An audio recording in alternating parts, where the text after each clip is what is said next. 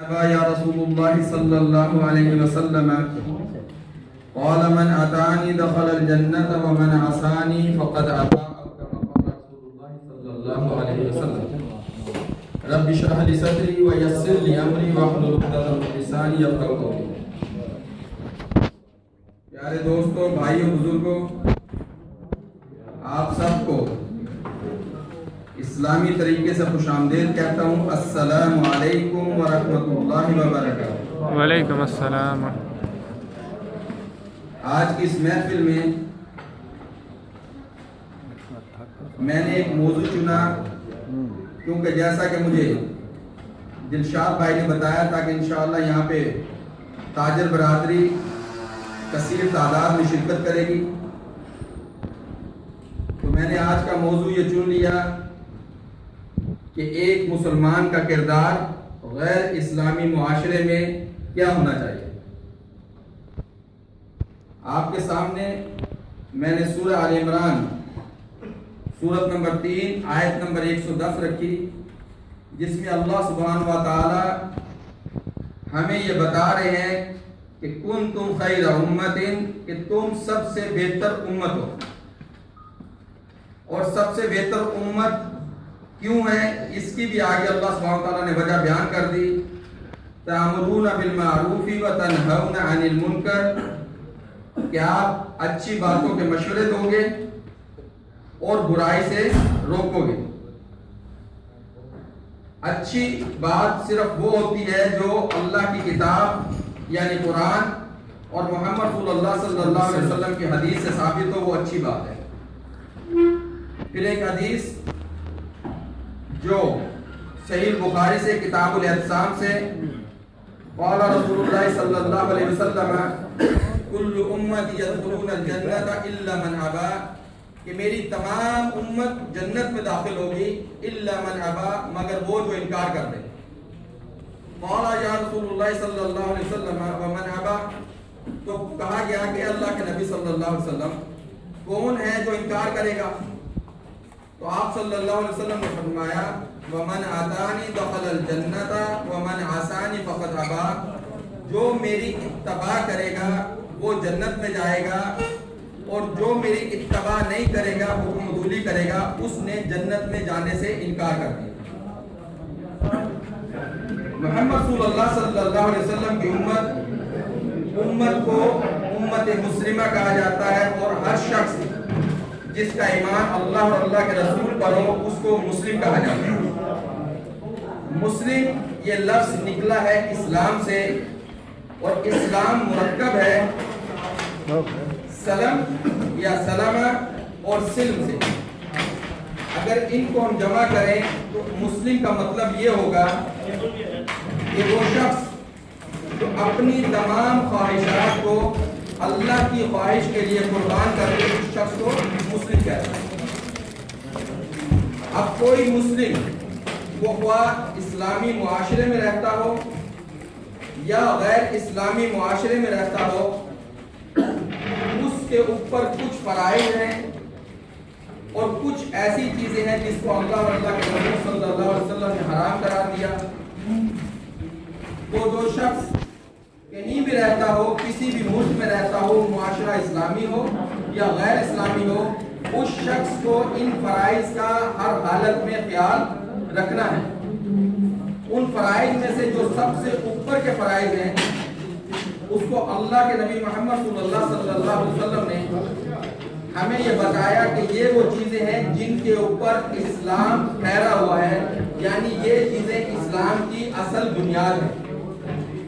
یہ بنیاد ہر مسلمان کو علم ہونا چاہیے. اگر اس سے کوئی پوچھ لے کہ اسلام کی اصل بنیاد کیا ہے، وہ کون سی باتیں ہیں جس کے اوپر اسلام ٹھہرا رہتا ہے، تو ہمیں ان بنیادوں کا پتہ ہونا ضروری ہے. صحیح بخاری اور صحیح مسلم میں حدیث ہے عبداللہ رضی اللہ تعالیٰ عنہ سے، قال رسول اللہ صلی اللہ علیہ وسلم بنی الاسلام علی خمس، اسلام کی بنیاد علی خمس، 5 چیزوں پر ہے.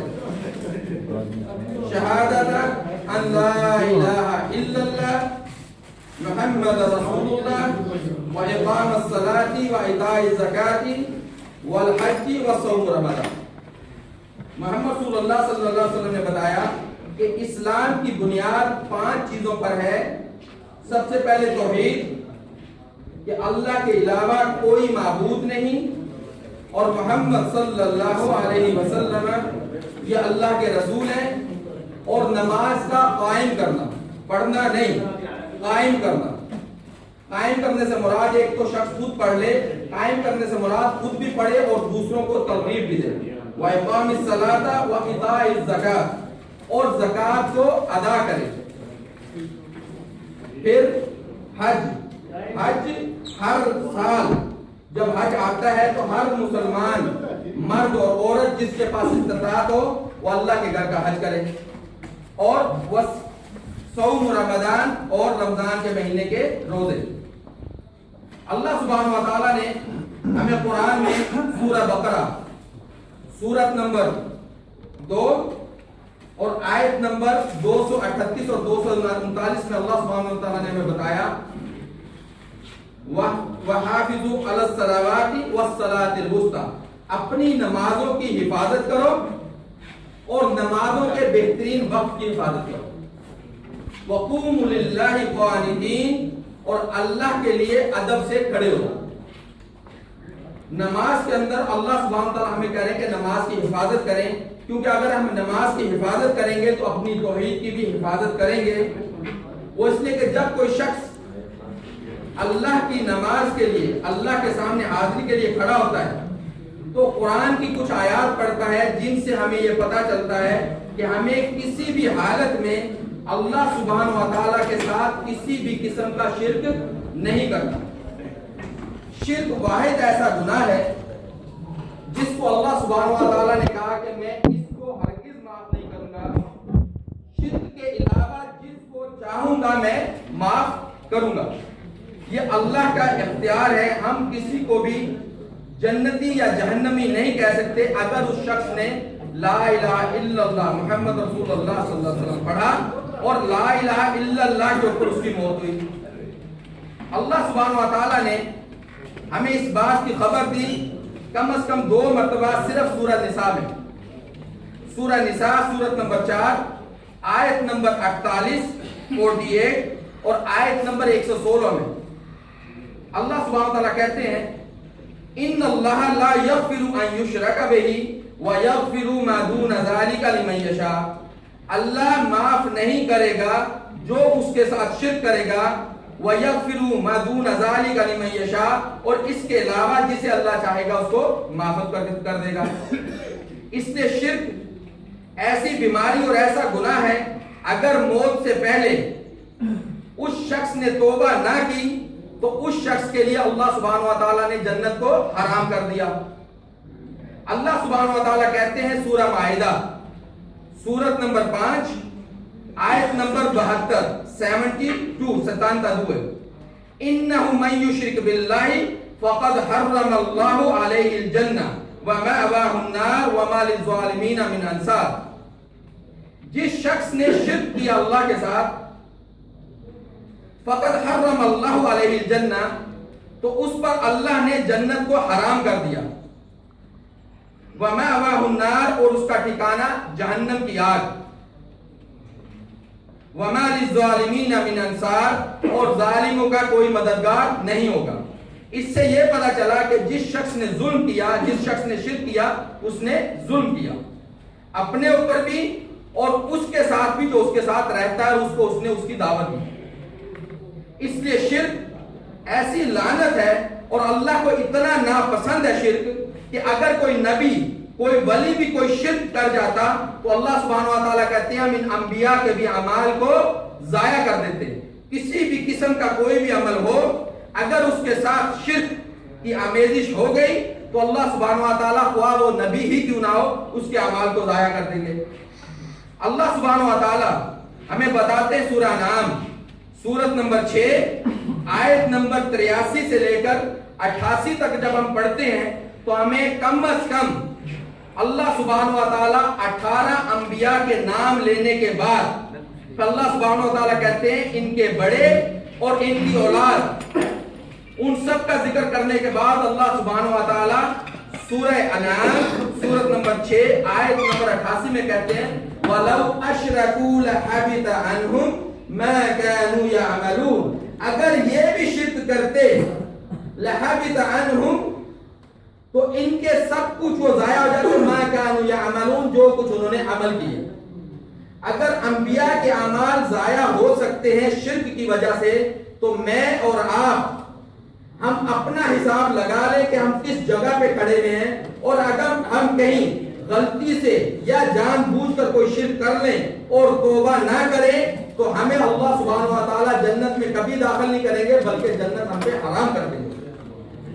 پھر اللہ سبحانہ و تعالیٰ نے محمد رسول اللہ صلی اللہ علیہ وسلم کو سید الانبیاء، امام الانبیاء، خاتم الانبیاء بنا کر بھیجا، اور ہم جانتے ہیں محمد رسول اللہ صلی اللہ علیہ وسلم کا درجہ، ہم جانتے ہیں کہ محمد رسول اللہ صلی اللہ علیہ وسلم معصوم ہے، ہم جانتے ہیں کہ اللہ سبحانہ و تعالیٰ نے محمد رسول اللہ صلی اللہ علیہ وسلم کے لیے جنت الفردوس میں اعلیٰ مقام میں ان کے لیے جگہ طے کر دی، لیکن اس کے باوجود ہم لوگوں کو خبردار کرنے کے لیے، انتباہ کرنے کے لیے اللہ سبحانہ و تعالیٰ سورہ زمر سورت نمبر 39 آیت نمبر 65 میں یہ بات بتاتے ہیں وَلَئِنْ أَشْرَكْتَ لَئِنْ أَشْرَكْتَ لَيَحْبَطَنَّ عَمَلُكَ وَلَا تَكُونَنَّ مِنَ الْخَاسِرِينَ۔